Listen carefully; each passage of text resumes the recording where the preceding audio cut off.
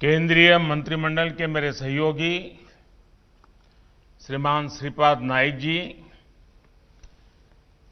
राजस्थान के मुख्यमंत्री श्रीमान अशोक गहलोत जी, गुजरात के मुख्यमंत्री श्रीमान विजय भाई रूपाणी जी, राजस्थान के गवर्नर श्रीमान कलराज जी, गुजरात के गवर्नर श्रीमान आचार्य देवव्रत जी, अन्य सभी मंत्रीगण, सांसदगण, विधायकगण, आयुर्वेद से जुड़े सभी विद्वानजन, देवी और सज्जनों, आप सभी को धनतेरस, भगवान धन्वंतरि की जयंती की बहुत बहुत शुभकामनाएं। धन्वंतरि जी ने आरोग्य के देवता माने जाते हैं और आयुर्वेद की रचना भी उनके आशीर्वाद से हुई है। आज के इस पावन दिन आयुर्वेद दिवस पर भगवान धन्वंतरि से पूरी मानव जाति की प्रार्थना है कि वो भारत समेत पूरी दुनिया को आरोग्य का आशीष दें। साथियों, इस बार का आयुर्वेद दिवस गुजरात और राजस्थान के लिए विशेष है। हमारे युवा साथियों के लिए भी विशेष है। आज गुजरात के जामनगर में institute of teaching and research इन आयुर्वेदा को इंस्टीट्यूट ऑफ नेशनल इंपॉर्टेंस के रूप में मान्यता मिली है। इसी तरह जयपुर के राष्ट्रीय आयुर्वेद संस्थान को भी डीम्ड यूनिवर्सिटी के रूप में आज लोकार्पित किया गया है।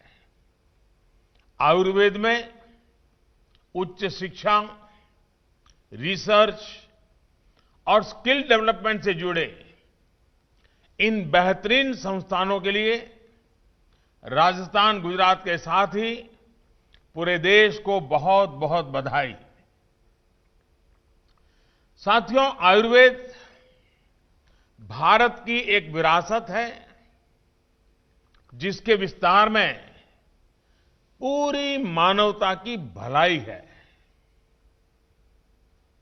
ये देखकर किस भारतीय को खुशी नहीं होगी कि हमारा पारंपरिक ज्ञान अब अन्य देशों को भी समृद्ध कर रहा है।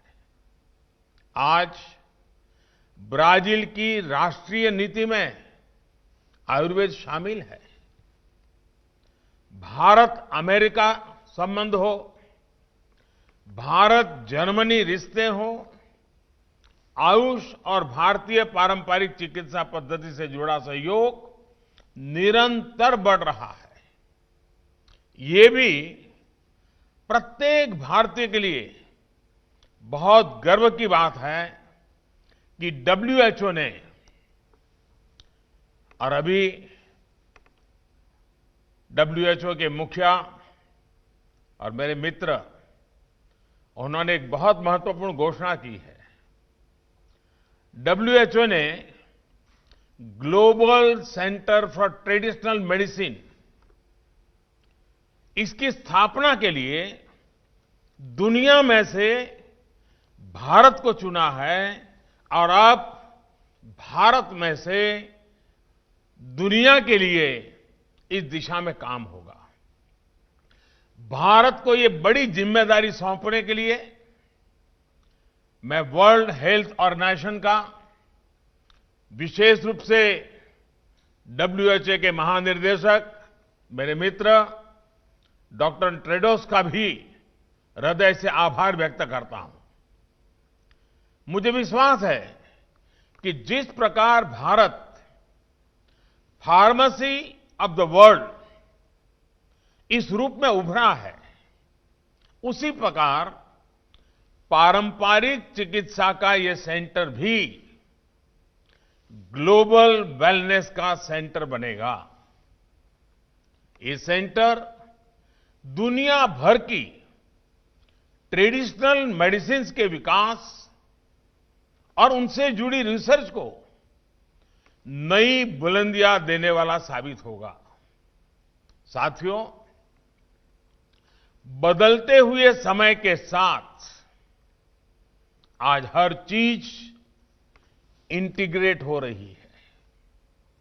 स्वास्थ्य भी इससे अलग नहीं है। इसी सोच के साथ देश आज इलाज की अलग अलग पद्धतियों के इंटीग्रेशन, सभी को महत्व देने की तरफ एक के बाद एक कदम उठा रहा है। इसी सोच ने आयुष को, आयुर्वेद को देश की आरोग्य नीति, हेल्थ पॉलिसी का प्रमुख हिस्सा बनाया है। आज हम स्वास्थ्य के अपने पारंपरिक खजाने को सिर्फ एक विकल्प नहीं, बल्कि देश के आरोग्य का बड़ा आधार बना रहे हैं। साथियों, ये हमेशा से एक स्थापित सत्य रहा है कि भारत के पास आरोग्य से जुड़ी कितनी बड़ी विरासत है, लेकिन ये भी उतना ही सही है कि ये ज्ञान ज्यादातर किताबों में, शास्त्रों में रहा है और थोड़ा बहुत दादी नानी के नुस्खों में रहा है। इस ज्ञान को आधुनिक आवश्यकताओं के अनुसार विकसित किया जाना ये बहुत आवश्यक है। इसलिए देश में अब पहली बार हमारे पुरातन चिकित्सा वाला ज्ञान जो है, उस ज्ञान विज्ञान को 21वीं सदी के आधुनिक विज्ञान से मिली जानकारी के साथ भी उसको जोड़ा जा रहा है, इंटीग्रेट किया जा रहा है, नई रिसर्च की जा रही है। 3 साल पहले ही हमारे यहां अखिल भारतीय आयुर्वेदिक संस्थान की स्थापना की गई है। लेह में सोवा रिगपा से जुड़ी रिसर्च और दूसरे अध्ययन के लिए राष्ट्रीय सोवा रिगपा संस्थान विकसित करने का काम जारी है। आज गुजरात और राजस्थान के जिन 2 संस्थानों को अपग्रेड किया गया है, वो भी इसी सिलसिले का विस्तार है। भाइयों और बहनों, कहते हैं जब कद बढ़ता है तो दायित्व भी बढ़ता है। आज जब इन 2 महत्वपूर्ण संस्थानों का कद बढ़ा है, तो मेरा एक आग्रह भी है। देश के प्रीमियम आयुर्वेदिक संस्थान होने के कारण अब आप सब पर ऐसे पाठ्यक्रम तैयार करने की जिम्मेदारी है जो इंटरनेशनल प्रैक्टिसेस के अनुकूल और वैज्ञानिक मानकों के अनुरूप हो। मैं शिक्षा मंत्रालय और यूजीसी को भी आग्रह से कहूंगा कि आयुर्भौतिकी और आयुर्रसायन शास्त्र जैसे विषयों को लेकर नई संभावनाओं के साथ काम किया जाए। इससे रिसर्च को ज्यादा से ज्यादा बढ़ावा देने के लिए इंटीग्रेटेड डॉक्टरल और पोस्ट डॉक्टरल करिकुलम बनाने के लिए काम किया जा सकता है। आज मेरा देश के प्राइवेट सेक्टर, हमारे स्टार्टअप से, उनसे भी एक विशेष आग्रह है। देश के प्राइवेट सेक्टर, नए स्टार्टअप्स को आयुर्वेद की ग्लोबल डिमांड को स्टडी करना चाहिए और इस सेक्टर में होने वाली ग्रोथ में अपनी हिस्सेदारी सुनिश्चित करनी चाहिए। आयुर्वेद की लोकल शक्ति के लिए आपको दुनिया भर में वोकल होना है। मुझे विश्वास है कि हमारे साझा प्रयासों से आयुष ही नहीं बल्कि आरोग्य का हमारा पूरा सिस्टम एक बड़े बदलाव का साक्षी बनेगा। साथियों, आप भली भांति ये भी जानते हैं कि इसी साल संसद के मॉनसून सत्र में 2 ऐतिहासिक आयोग भी बनाए गए हैं। पहला, national commission for Indian systems of medicine और दूसरा, नेशनल कमीशन फॉर होम्योपैथी। यही नहीं, नई राष्ट्रीय शिक्षा नीति में भी भारत की मेडिकल एजुकेशन में इंटीग्रेशन की अप्रोच को प्रोत्साहित किया गया है। इस पॉलिसी की भावना है कि एलोपैथिक एजुकेशन में आयुर्वेद की बेसिक जानकारी जरूरी हो और आयुर्वेदिक एजुकेशन में एलोपैथिक प्रैक्टिस की मूल जानकारी जरूरी हो। ये कदम आयुष और भारतीय पारंपरिक चिकित्सा पद्धति से जुड़ी शिक्षा और रिसर्च को और मजबूत बनाएंगे। साथियों, 21वीं सदी का भारत अब टुकड़ों में नहीं, होलिस्टिक तरीके से सोचता है। हेल्थ से जुड़ी चुनौतियों को भी अब होलिस्टिक अप्रोच के साथ उसी तरीके से ही सुलझाया जा रहा है। आज देश में सस्ते और प्रभावी इलाज के साथ साथ प्रिवेंटिव हेल्थ केयर पर वेलनेस ज्यादा फोकस किया जा रहा है। आचार्य चरक ने भी कहा है, स्वस्थस्य स्वास्थ्य रक्षणम आतुरस्य विकार प्रशमन च, यानी स्वस्थ व्यक्ति के स्वास्थ्य की रक्षा करना और रोगी को रोग मुक्त करना, ये आयुर्वेद के उद्देश्य हैं। स्वस्थ व्यक्ति स्वस्थ ही रहे, इसी सोच के साथ ऐसे हर कदम उठाए जा रहे हैं जिससे बीमार करने वाली स्थितियां दूर हो। एक तरफ साफ सफाई, स्वच्छता, शौचालय, साफ पानी, धुआं मुक्त रसोई, पोषण, इन सभी पर ध्यान दिया जा रहा है, तो वही साफ सफाई, स्वच्छता, शौचालय, साफ पानी, धुआं मुक्त रसोई, पोषण, इन सभी पर ध्यान दिया जा रहा है, तो वहीं 1.5 लाख हेल्थ और वेलनेस सेंटर्स हिंदुस्तान के कोने कोने में तैयार किए जा रहे हैं। इनमें विशेष तौर पर 12,500 से ज्यादा आयुष वेलनेस सेंटर्स पूरी तरह आयुर्वेद को समर्पित हैं, आयुर्वेद से जुड़े बन रहे हैं। साथियों, वेलनेस का ये भारतीय दर्शन आज पूरी दुनिया को आकर्षित कर रहा है। कोरोना के इस मुश्किल समय ने फिर दिखाया है कि हेल्थ एंड वेलनेस से जुड़ी भारत की ये पारंपरिक विद्या कितनी कारगर है। जब कोरोना से मुकाबले के लिए कोई प्रभावी तरीका नहीं था, तो भारत के घर घर में हल्दी, दूध और काढ़ा जैसे अनेक इम्यूनिटी बूस्टर उपाय बहुत काम आए। इतनी बड़ी जनसंख्या, इतनी घनी आबादी और ऐसा हमारा देश अगर आज संभली हुई स्थिति में है तो उसमें हमारी इस परंपरा की भी अहम भूमिका रही है। साथियों, कोरोना काल में पूरी दुनिया में आयुर्वेदिक प्रोडक्ट्स की मांग तेजी से बढ़ी है।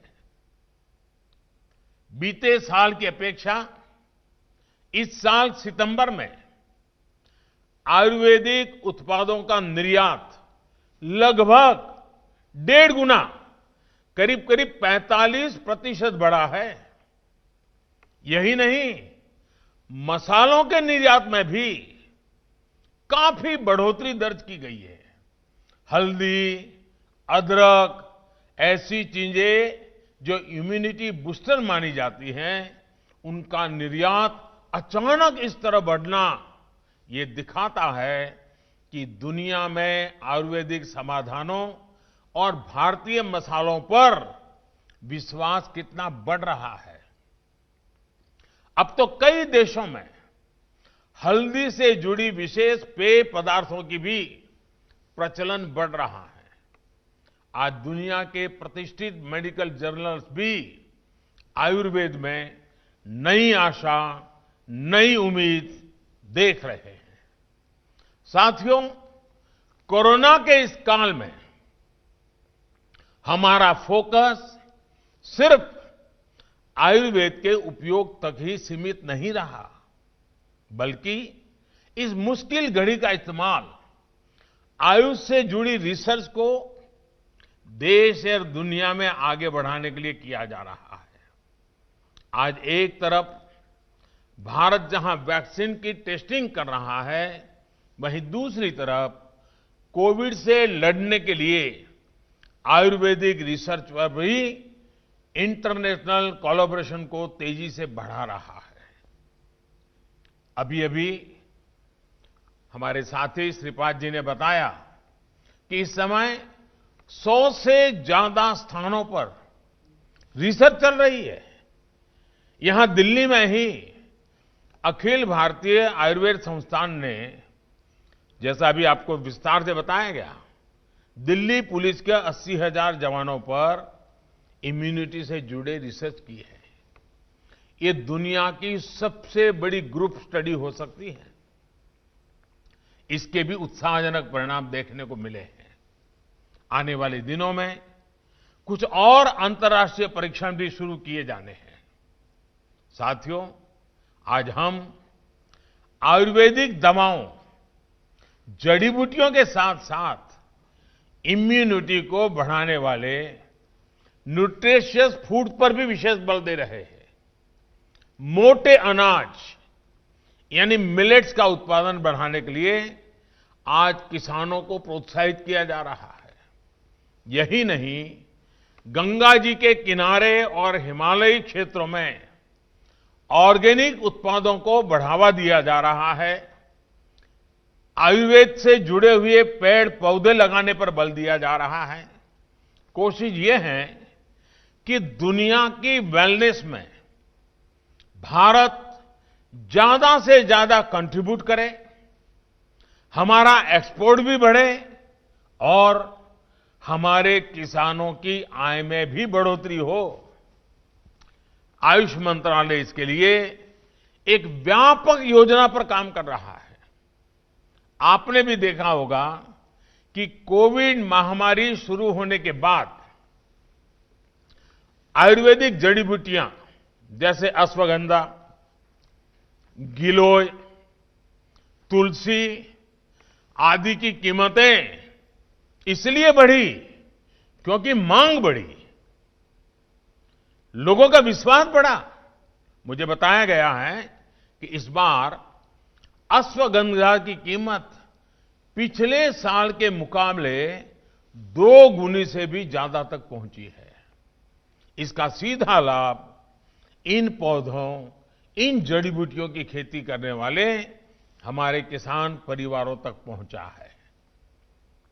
हालांकि अनेक जड़ी बूटियां हैं जिनकी उपयोगिता के बारे में अभी भी हमारे यहां जागरूकता और बढ़ाने की जरूरत है। ऐसे लगभग 50 औषधीय पौधे हैं जिनकी सब्जियां और सलाद के रूप में खूब उपयोगिता है। ऐसे में कृषि मंत्रालय हो, आयुष मंत्रालय हो या फिर दूसरे विभाग हो, सभी के संयुक्त प्रयासों से इस क्षेत्र में बड़ा परिवर्तन आ सकता है। साथियों, आयुर्वेद से जुड़े इस पूरे इकोसिस्टम के विकास में देश में हेल्थ एंड वेलनेस से जुड़े टूरिज्म को भी बढ़ावा मिलेगा। गुजरात और राजस्थान में तो इसके लिए असीम संभावनाएं भी हैं। मुझे विश्वास है कि जामनगर और जयपुर के ये दोनों संस्थान इस दिशा में भी लाभकारी सिद्ध होंगे। एक बार फिर से आप सभी को बहुत बहुत बधाई। आज छोटी दिवाली है, कल बड़ी दिवाली है। आपको, आपके परिवार को भी मेरी तरफ से इस दीपावली के पावन पर्व की अनेक अनेक शुभकामनाएं हैं। बहुत बहुत धन्यवाद। नमस्कार, मैं हूं मानक गुप्ता। अगर आपको हमारा ये वीडियो पसंद आया हो तो इसे लाइक और शेयर जरूर करें और हां, हमें सब्सक्राइब और फॉलो करना ना भूलें ताकि आप देश और दुनिया की कोई खबर मिस ना करें। तो जुड़े रहिए हमारे साथ और देखते रहिए न्यूज़ 24।